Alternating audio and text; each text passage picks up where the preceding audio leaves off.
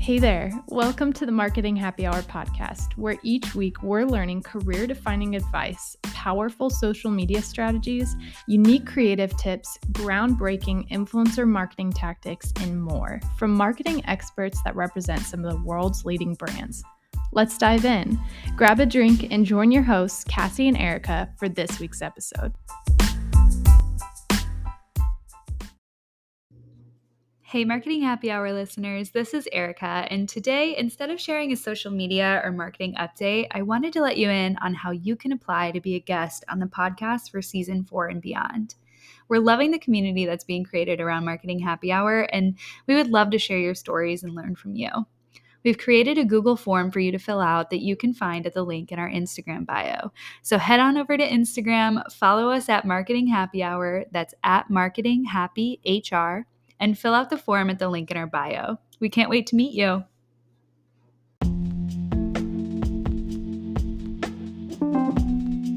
Hey, it's Cassie, and for this week's episode, we're throwing it back to the holiday season when I had the pleasure of speaking with Lisa Meyer, Digital Creative Director for Beekman 1802, which ironically enough is the brand that led me to connect with last week's guest, Alice Hampton. I met both Alice and Lisa at an amazing event in New York at the Beekman farm, something you'll hear about here in a minute. Lisa is an incredibly talented designer and executor of creative campaigns. She's worked in-house for Victoria's Secret, and she's even freelanced for a variety of brands including Il Maquillage, Visionary Pet, Splendid Spoon, and various sustainable fashion brands.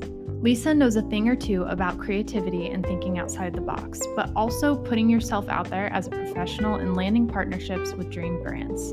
One of my favorite parts of this episode is her wealth of career advice, including how to control your interviews, tips for building your portfolio and resume, as well as agency versus in-house experience and what you can learn from both. So go ahead and grab a drink and let's dive into this week's happy hour conversation with Lisa of Beekman 1802. Hey Lisa, how are you? Good, how are you?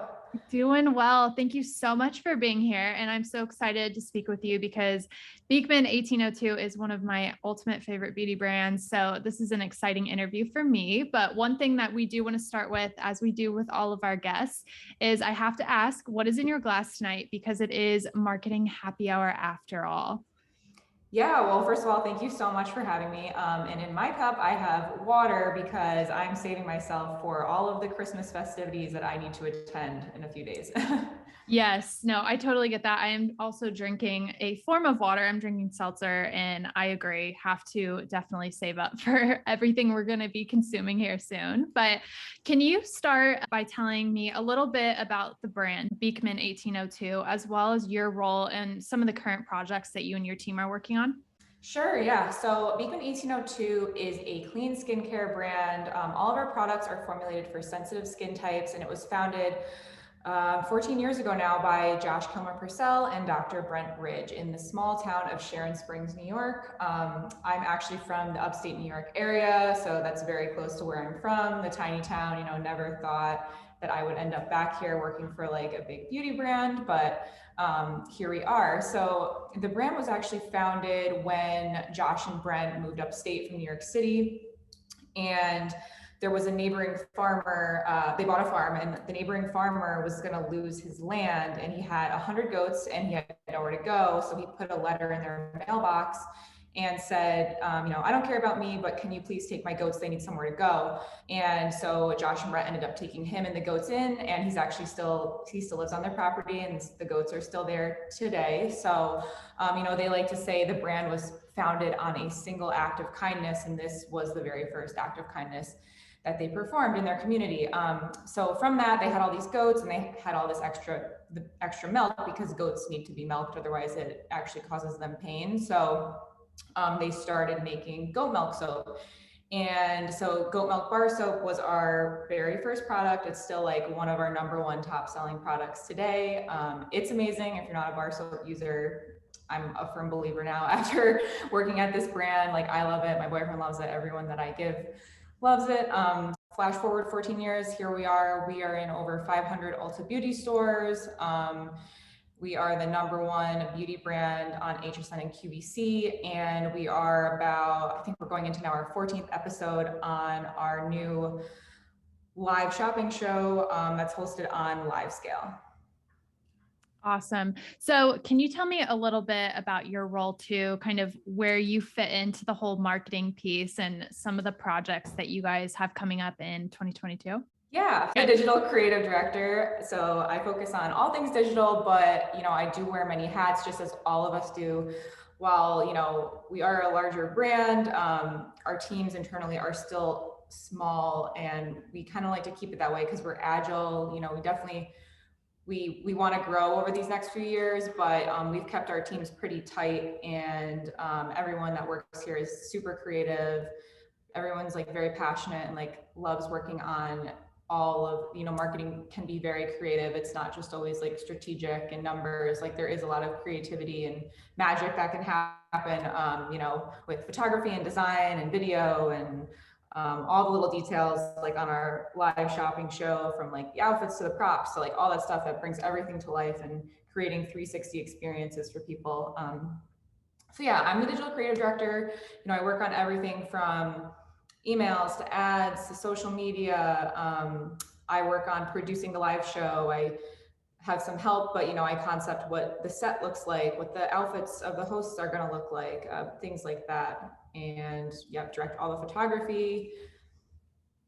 I think that's it for now. There's probably TikTok, social media, like all things digital pretty much. And then occasionally there's some print asks in there as well. Like, if we go into a store, like what our signage is going to look like. We do have a whole print and packaging team, but some things we work cross-functionally, so everybody is very collaborative here. So anybody creative kind of pitches in where they're needed. That's awesome. So you mentioned TikTok a minute ago, and you all have really gravitated as a team towards using that platform to raise brand awareness for the brand. Can you tell us a little bit about some of the trends and tactics that you all have seen work for Beekman 1802, and also some of the important factors in using UGC style ads and content on the platform as well? Yeah. So I personally love TikTok. Our team is super excited internally about it. We started it almost a year ago. I think we started our account now, and we kind of created this like TikTok team internally, like an informal TikTok team. And we all kind of like pitched in and started looking for content creators and nanos, and like also making some content ourselves. And it was just like a really fun thing to kind of like figure out. And I feel like, every brand is like really just trying to like figure it out right now. It's funny to see brands that have like, or influencers that have millions and millions of followers trying to like scramble and figure out how to make TikTok work for them, or like what they're supposed to be doing on there. And I think it's like a really fun place to get brand messages across, education across in like kind of short, quick, understandable, or like fun, funny, relatable ways, which is like what's nice about it. And you don't have to be as curated as you are on Instagram. And I feel like the people, it's just like there's so much more opportunity to get your product and your brand in front of many more eyes quicker than Instagram. With brand accounts on TikTok, it is challenging, I think, to get organic eyes on your content, because they want you to pay to promote you, to boost your post, basically. So working with nanos and other content creators that aren't a brand has the ability to get more eyes on that content because they aren't boosting the posts. Yeah, absolutely. Have you guys leveraged Reels in kind of a similar way, or do you have kind of a separate strategy for using short form video on Instagram as well? Yeah, so like, right now with TikTok, it's like we do try to repurpose we try to like collaborate between the two. Some stuff is definitely very native to TikTok, and like there's always the challenge with like the sounds you kind of can't use across them. But we do shoot a lot of stuff in-house, which gives us more control. It's hard to go to a nano or a content creator and be really specific. We don't want to like make them not want to work with us by trying to control the creative too much, but like internally we do have much more control if we make them ourselves. We have a few people in here internally that have the ability to kind of take a storyboard and create it, and then we can customize it for Instagram if we need to, or TikTok. But Yeah, usually reels, we'll make separate videos for that. And then we'll have we try to do like a set cadence depending on um, what the campaign is, and but we definitely always keep our messaging the same across all of our platforms. Like what we're talking about on TikTok, we try to also talk about on Instagram, and then in our emails and on our website. So the same messaging, like in a 360 approach. Yeah, absolutely. And you mentioned the founders, and following Beekman 1802, the founders have a big presence on social, both their own social and just on the Beekman 1802 page in general. How important do you feel it is to have sort of that human story side of things wrapped into the brand in order to be able to kind of capture the hearts and the attention of people out there? So us as a brand, we had been trying to go away from, so I mean, Josh and Brent do have a lot of fame on their own. They won the Amazing Race. They've been on TV shopping for a long time. People really, really love them. But over the last couple of years, we've really been trying to stand on our own as a brand, on our own 2 feet, without using them to win people over for our products. And we've been trying to tap into that more Gen Z group now, which to them they might not relate to Josh and Brent. But we have seen on TikTok using them, they've actually performed really well when we post organic posts of them. So that's interesting to see too.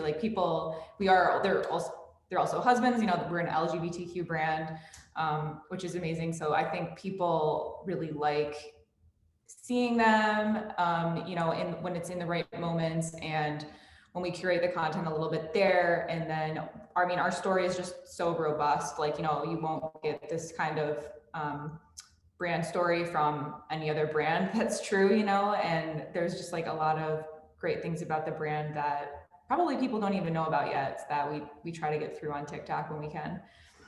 Awesome.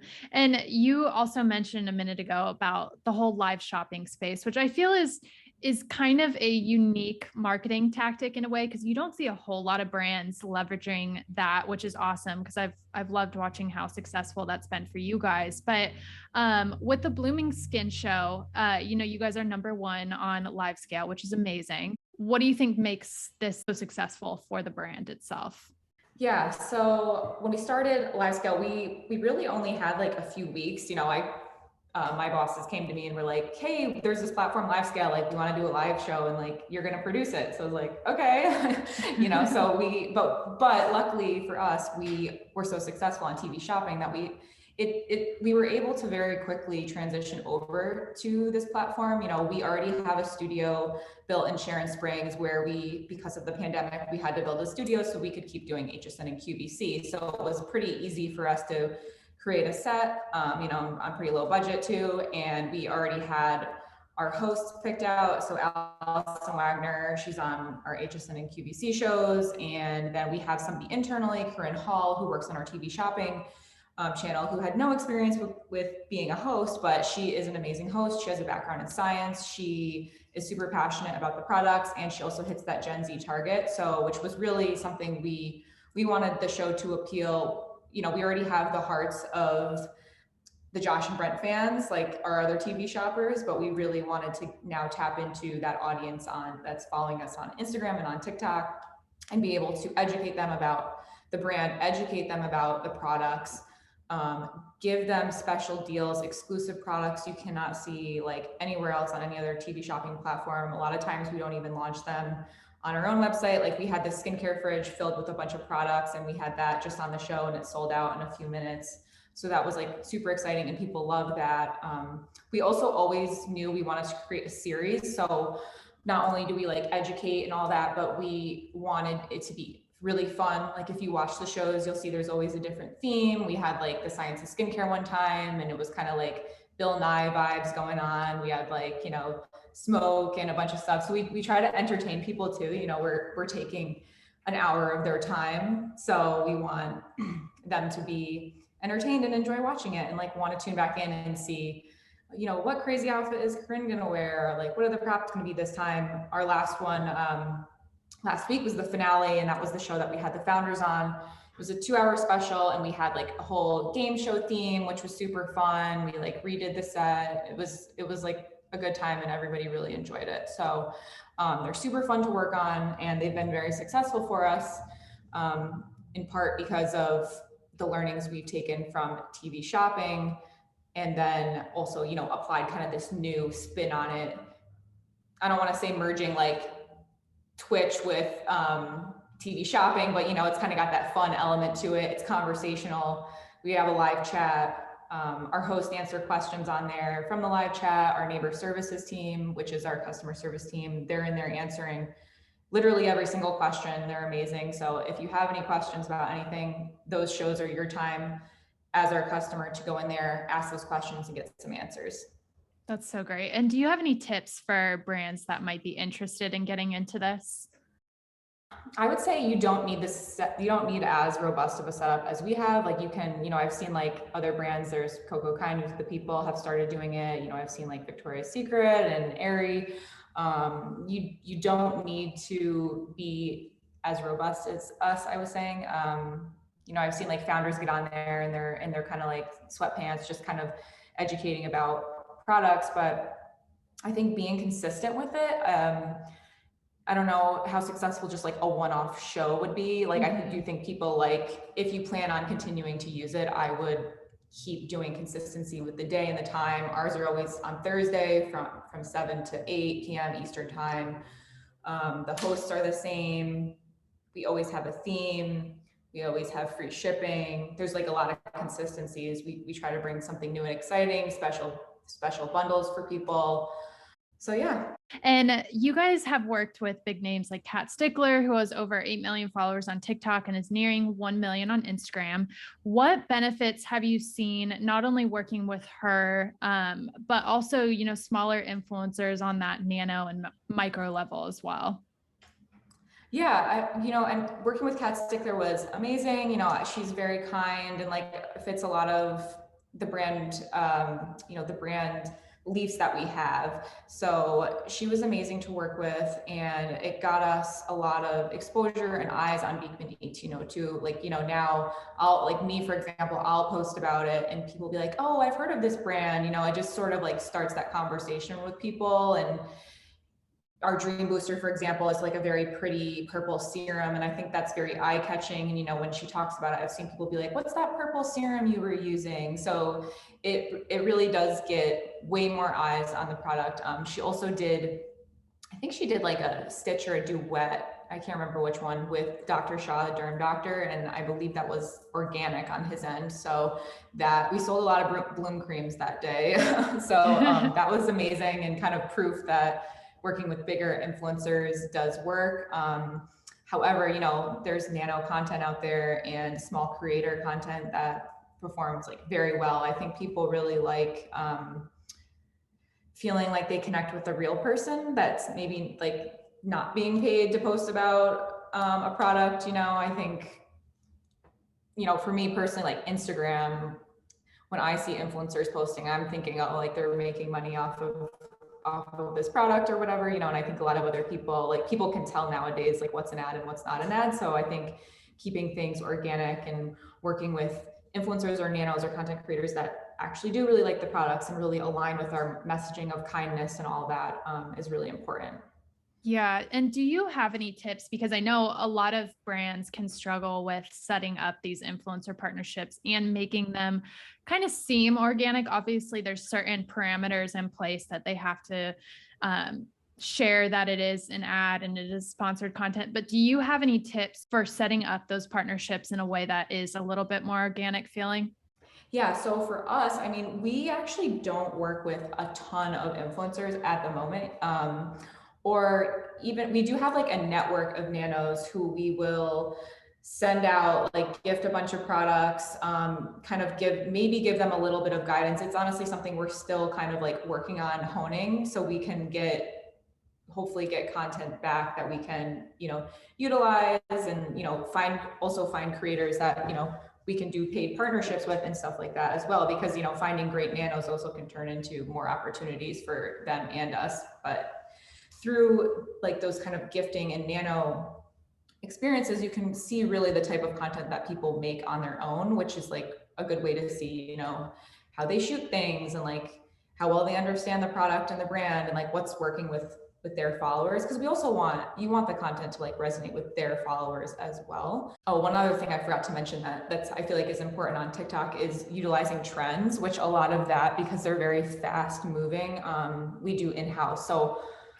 honestly, a lot of our organic content that we make is by having a small, it would be nice to have a bigger team at some point, but internal people that can hop on the trends and make content that feels organic, but we can adjust it if it's like a little bit off, you know. So just having the ability to have that flexibility is definitely key, because when you're working with content creators and nanos, you know, they have other jobs, like you're kind of at the mercy of their schedule as well. It's not as easy to get those tight turnarounds on projects.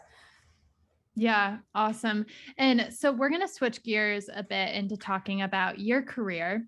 Do you have any advice for people in the design space looking to land a job with a large brand like Beekman 1802 or Victoria's Secret, one of the brands that you've worked with in the past?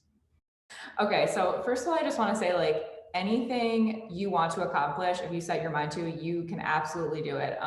So when I was in college, I worked in retail at Victoria's Secret, and I told myself, like, I literally sat down with my advisor and I was like, I'm going to work for Victoria's Secret someday in the city. Like, I'm going to be a businesswoman in the city. Like, that's what I want to do. And Victoria's Secret ended up being my first job out of college, because, I mean, it might sound cheesy, but I truly believe I manifested it. Like, I just kept speaking about it and like taking steps every single day, you know, not stalking, but like seeing who worked there, like what their portfolios were like. And the way that I even got in there was ended up calling customer service. I don't think it would work in today's day, but I called customer service, and I had a name. Her name was Lynette Cortez. And I was like, can I have the email for Lynette Cortez? I'm trying to reach her. And they gave it to me, surprisingly. So sent an email and actually didn't hear for a while, but 3 months later, she ended up getting back to me. So, you know, don't lose hope. If there's a job you want out there, it does not hurt. That's another thing. Reach out. Just because companies do not say they're hiring doesn't mean that they aren't. Or if you're passionate and you're amazing and you show you want to work for them, it doesn't mean that you will not get a call back. If you know, are new out there to wanting to go into fashion or beauty or whatever it is, like you're right out of college or you're switching careers,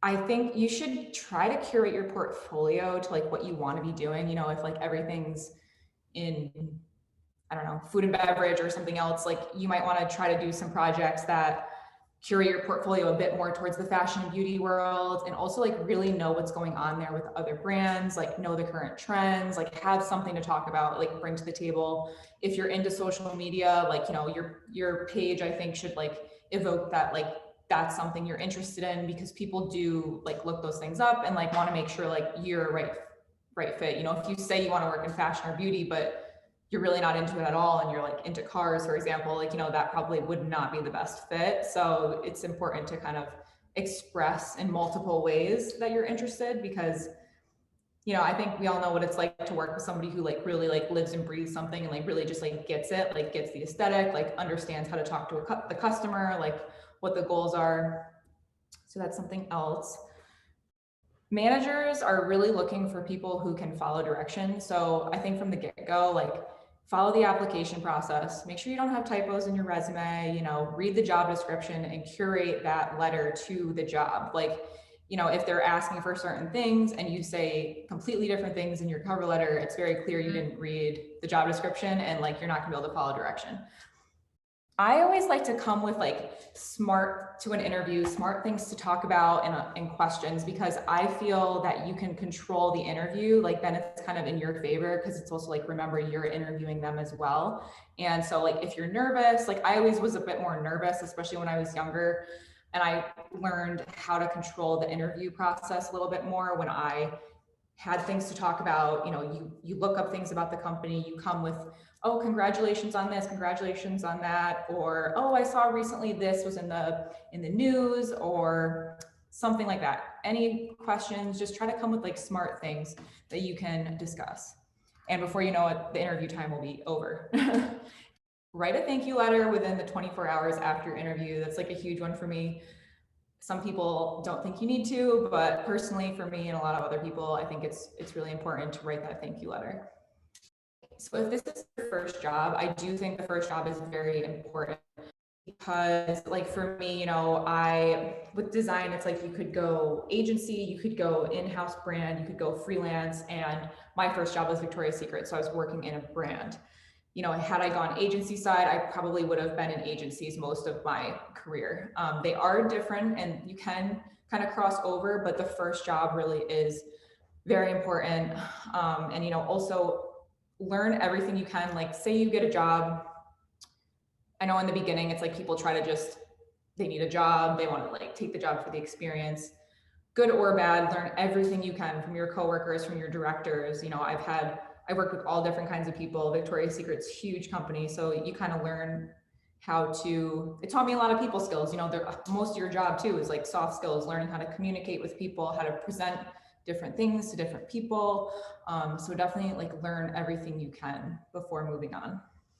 Yeah, and I will totally second your point about asking for a job or even reaching out, like you said, even if there's no job listed. I ended up getting several of my first few jobs by doing that, even a job in the city as well in New York. So I tell everyone that. I think it's a great tip. So that's definitely huge when you said that. Yeah, even if you're like, so I have freelanced like a lot as well. Part of I ended up doing that at one point because I was looking to move out to LA and ultimately decided I didn't want to, that it wasn't the right fit for me. But through that, I realized this was a few, like, like, I don't know, maybe like 5, 6 years ago, that there's a ton of startups out there that maybe don't have the ability to hire someone in-house, train someone, do the benefits. They don't have office space, whatever it is, but they need freelancers. So I think we can all tell when we go on someone's Instagram or whatever it may be, when they're trying to get it going, but they don't have the resources. Reach out to them, be like, hey, I really like your products, or hey, I really like your brand, or something like that. And just reach out and like offer up tell them who you are and like why you like them and like what skills you have to bring to the table.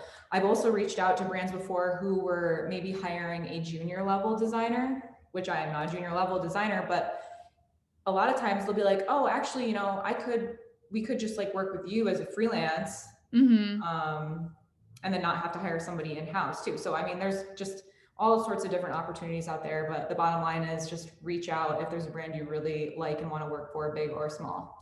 Yeah, absolutely. Do you have any resource recommendations for people in the design or creative space, that some things that they can kind of look through on their free time, or, if their boss allows them time for learning and stuff like that? Any online things or anything that you've seen in the past that have been really helpful to you? Oh, you mean like to find jobs or just in general? Well, just in general for like learning, because I know for me, like, for example, when I was first starting out in my career, I started in PR, but I was really wanting to get into social media, and social media was something that was super new for me in college and wasn't really being taught because it was a new topic. So a lot of my free time was spent, on Facebook Blueprint, taking courses or, anything like that. So is there any, I don't know, podcasts or books or YouTube channels or anything that you recommend people getting some more information about the creative or design space? Yeah, so for me personally, I know nowadays it's like we're in this very digital work from home type of environment, but I feel like for creatives, it's so important to be hands-on with other people, like directors who have jobs like that you would want someday. I started my career in New York City and everything was super hands-on. So I personally have always been like learning from directors in person. And then I'm also somebody who just kind of looks at the world around me. Like, anywhere I go, I'm looking at the design, I'm looking at compositions, like I'm looking all over social media, TikTok, Instagram. I don't really go on Facebook, but checking out brands' websites, actually look when you're shopping for something, like look at the graphics, look what the page says, look at the copy. It's really important. Like copy does go into design as well. I'm not a copywriter, but like you need to be able to work with copy and messages and like complex information in order to be a valuable resource to a company to be able to sell a product in like a smart and understandable way. So personally, that is what I have done. I know there's, early on in my career, when I was in the city, I would go to General Assembly, I think it was called. They probably have something online now. They'd have like free or cheap kind of 1 day, 1 hour lectures, courses, things like that. Anything that I was learning from a professional that was working in the field was what I would look to, like somebody who I knew was working for a good like a big company, or like a good company or a startup. Also, I mean, you could also just reach out to, like, say people went to school with somebody who's, you know, 5, 6 years, 10 years are working at a company they like, just like reach out to them and like get an understanding of like what their day to day is. Ask to see people's portfolios, things like that. But again, I still think like the hands-on learning is like invaluable, like what you can learn from directors who have been doing this for a long time. Yeah, absolutely. Do you have any tips for people who are in a creative rut, things that you do that help get you out of that? Yeah, so before I joined Beekman, I think everyone will usually go through some of those jobs where you're not fully creatively satisfied. It happens, especially early on. Sometimes you feel like you're working to work. You've got directors kind of guiding creative and strategy. And, I feel like it's not like anyone's trying to hold you back. It's like everyone's trying to meet business goals, no matter what company it is. But if you're in a creative rut, like that's kind of where my freelancing came in. So, I'd kind of go and do my full-time job. And then on the side, I would have I was being paid for them because it was freelance, but passion projects. Like I was working with a lot of sustainable fashion brands, which I was super passionate about, working with a lot of young female founders. So I was making those connections and it was a lot of fun to work on them. So I got a lot of satisfaction out of building my portfolio in that way. While also still having my full-time job, which, I was still learning a lot from, but I was more creatively fulfilled in my freelance projects. And it also gives you, I don't want to say it's a distraction, but it gives you, you go home and you're kind of like hunting around for those freelance, it's a hustle, to like find the freelance projects. And, when I was doing that, I was kind of like, man, I don't know if I could fully freelance full time, because it's like a lot of work to kind of like find the clients, maintain the relationships. That side of things is not perfect either. But yeah, that's kind of what kept me creatively interested. And I mean, really, I learned so much from it, and my portfolio is just so extensive now because of all the brands that I had gotten to work with through that process. Yeah, that's a great tip. I feel like most people, you ask them that question, they're like, oh, I go for a walk, or I, watch TikTok videos for 10 minutes to get myself out of that. So that's a really good kind of non-conventional tip. So that's really great. I appreciate that. And finally, we love to ask this question to all of our guests as well. Is there anything that you know now in your career that you wish you knew kind of when you started and when you were early on? Yeah, so I did kind of already answer this one. Like my point that I had written down here was, if brands aren't hiring, you can still reach out. I think that's really important. Something I didn't really realize super early on. But I promise, I literally would just have a list of brands, and I'd find out, like, even if a lot of them was just on Instagram, I'd find a brand on Instagram and I'd write down the marketing email or whatever they end up putting on there, reach out to anyone you can, and just have your Excel spreadsheet of all the brands you want to work with. If they're a yes, a no, like reached out, didn't reach out, whatever, just try to be organized with it. And I promise you will have some success with at least one of them, but it will probably be multiple. Yeah. And before you know it, you'll have too many options, to be honest. That's awesome. Yeah, I totally agree. Like I said, that is a big tip that I live by as well. So that's huge. Well, thank you so much, Lisa. And before we close out, we'd love to know where people can keep up with you and also Beekman on social media. Yeah, so I'm currently more active on TikTok, and my username on there is glitterfox, and it's the same as my Instagram, glitter_fox on TikTok. Perfect. Awesome. And how about Beekman 1802? Oh, their handle is just Beekman 1802. Perfect. Super simple. Well, thank you so much, Lisa. This is really great insight from a creative viewpoint, something that we haven't done a whole lot. So I appreciate it. Some really great tips for people out there. So thanks for coming on the podcast. Yeah, of course. Thank you so much for having me.